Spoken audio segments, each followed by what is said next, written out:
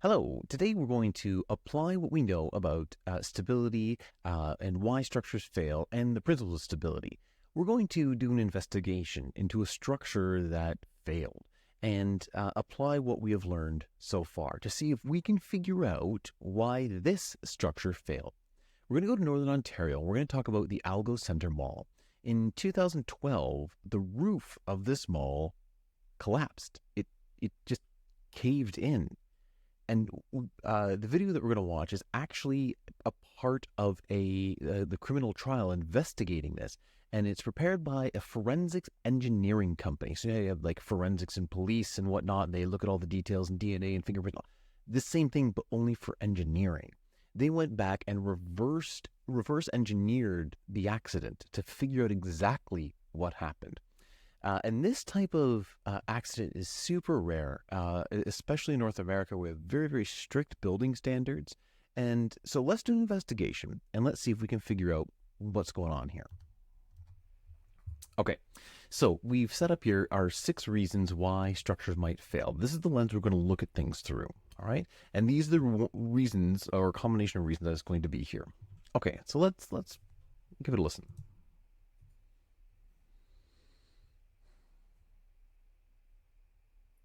The Algo Centre Mall, located in Elliott Lake, Ontario, was built in 1980.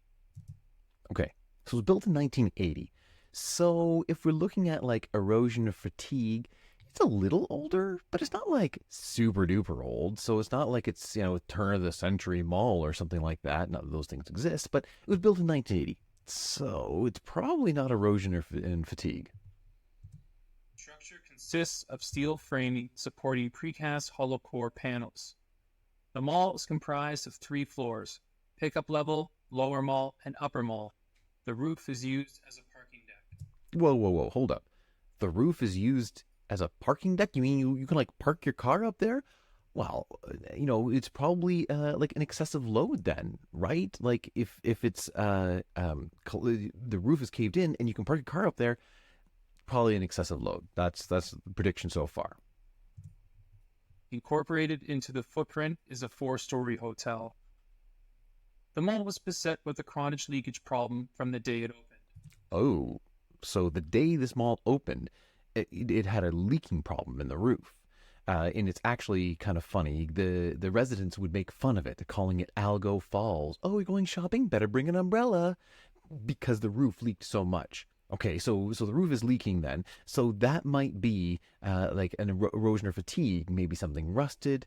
But why would that happen? Roofs aren't supposed to rust, right? So maybe that was bad design or faulty construction that led to that erosion or fatigue. This went unabated due to the lack of a proper continuous waterproofing membrane at the parking level. So, okay. So that's why it leaked. It did not have a continuous waterproofing layer underneath the asphalt of the roof there. So that's either bad design, it was designed poorly, or it was faulty construction.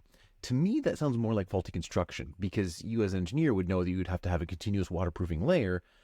But when you go to install that and be like, oh, I don't have a piece big enough that's to cover the whole roof, let's just stick 2 pieces together. We'll stick it together real well. It should be fine.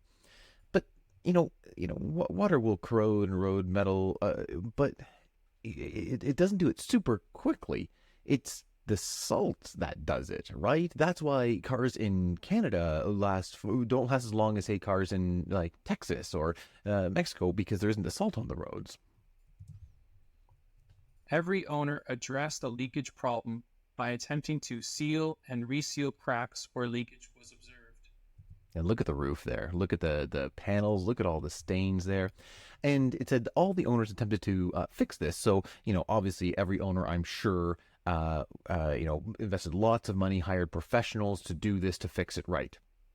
No, that's not what happened at all. One of the owners apparently, I don't know if this is true or not, went to the dollar store that we just passed there, got some pool noodles, cut them in half, and jammed them into the cracks to fix the roof leaks. It's a great solution there. Water leaked onto the structural steel, carrying with it de-icing salt that accelerated corrosion rates to levels only found in marine environments. Whoa, so It was salt water dripping out, de-icing salt. Why are they de-icing the roof of a building? It's not like people are going to slip and fall, or they're parking their car. Oh, right, the parking deck, right? You park your car up there. You can walk in. They put de-icing salt down to, make sure no one slips or cars maintain their traction. So it's kind of a combination there. Yeah, water was dripping on it. It's bad, but not super terrible. But salt water, and as the forensic engineer has said here, that you only generally see this level of corrosion in a marine environment, meaning in an ocean. Corrosion progressed likely since the mall was built, until there was so little material left in one particular connection that could no longer support the weight of the parking deck. On June 23, 2012, failure occurred in this steel connection, which is located just below the deck opposite the rooftop hotel entrance. Without support, the concrete panels collapsed into the upper mall adjacent to the food court. Look at that. It just fell in, right? Did you think when those people were walking it was going to fall? Or did you, when you think that car went by, that it was going to fall? It just gave out. It couldn't support itself anymore. And it totally broke down. No extra weight, no nothing. The impact of the hollow core panels killed 2 people and caused a second connection failure in a steel beam supporting the precast panels of the upper mall. A portion of the upper mall framing then collapsed into the ground level. So 2 people died here and 22 were injured, which is just terrible, all from engineering mistakes. And so if you see it, the car fell and then went through another floor, which is crazy because you can drive a car on a floor like this, no problem, that it won't collapse. The floor is designed to handle the load of the car, but not the impact force of a car getting dropped on it from 12 feet above.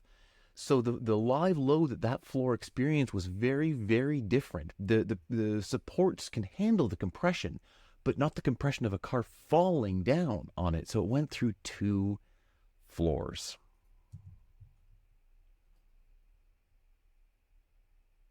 The failure initiated in a welded connection between 2 steel angles and a column. By the time of failure, it is estimated that more than 85% of the original weld capacity of the failed connection had been lost to corrosion. So look at that. Look how rusted through that is. It lost its strength, right? So ultimately here, the reason for failure is the erosion and fatigue here. The part fatigue, the weld failed. Now, why did that happen? Probably a combination of bad design and faulty construction. And here's the interesting thing, that this is so rare. The fact that since 1980, the roof of this place leaked and no one properly fixed that. And, 32 years later, we have this terrible accident. And so that's why it's very, very unprecedented, very unheard of for something like this to occur, because we have such strict safety guidelines. And apparently, just before this event occurred, the mall had been safetied. It had been okayed by a safety inspector. I don't know much about being a safety inspector, but if the roof of your structure has been leaking for 32 years, I would want a very, very, very close look at your roof. And I believe that that safety inspector was criminally charged in this. So, it wasn't an excessive load. We didn't become unbalanced. It wasn't the foundation of the structure. Bad design or faulty construction led to erosion and fatigue of the beam, which led to that roof to collapse, which is, again, very unfortunate. And that's why it's so important. When you become an engineer in the University of Waterloo, they take that very, very seriously. And you get a bolt ring and you kind of clink it against I believe an I-beam or something like that. If I'm wrong, please correct me, the UW grads. Because if you mess that up, if you kind of skim by and cheat your way to your engineering degree, you're putting people's lives at risk there, which is kind of crazy, right? Like that's no good at all. So you're going to do this process again. I'm going to give you another structure that failed in a very fantastic way. Not good, but like incredibly mind blowing. I can't believe that actually happened. And this is a real picture that I'm looking at. And you're going to go through that. You can do this exact same process, looking at the 6 reasons why. And as you read through it, there'll be a variety of, is it this? Is it this? Could it be this? Could it be this? Could it be this? Until you get to the end and when you're going to have to make a final decision. All right. Make sure you have your why structures fail and stability and center, your principal stability page up to help you answer as you go. All right, thanks.